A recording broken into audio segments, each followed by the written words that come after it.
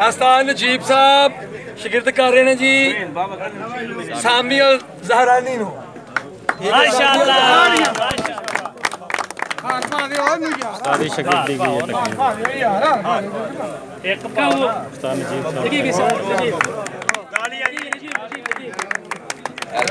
Mabrook उस्ताद अल्लाह फल्ला नजीब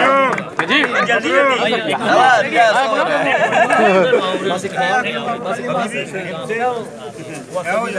माशा मुबारक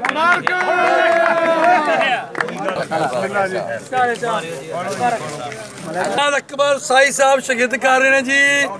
अकबाल साहब नु ताड़ियां ताजी अगर सामने इधर खोल लो ना और भी कोई साई साहब इकबाल साहब को शागिर्द करेंगे जी देखो देख लो यार ये काफी उस्तादों की मौजूदगी मेरा हार पाओ मेरे शागिर्द नो हार पाओ जी उस्ताद ने नुकसान पाओ पाओ इतना नो यार कितने टूट गए ने हार कितने नहीं आते चलो अरे वेख पिले पक्का ना हार पा के देंगे सारी गल माशाल्लाह खाने नहीं मुंह ना लाग खाने नहीं किलो खाए थे और खाए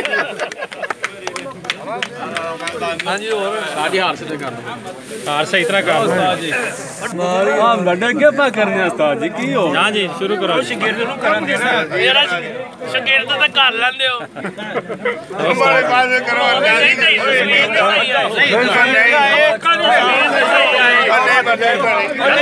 चलो खाली मुंह ना लाओ ना मुंह ना ला खाना नहीं बस फोटो बनाओ जी फोटो नहीं बाद खाना ना खाओ कितना ना खाओ जी अभी मुबारक जी दोनों ओके जी दोस्तों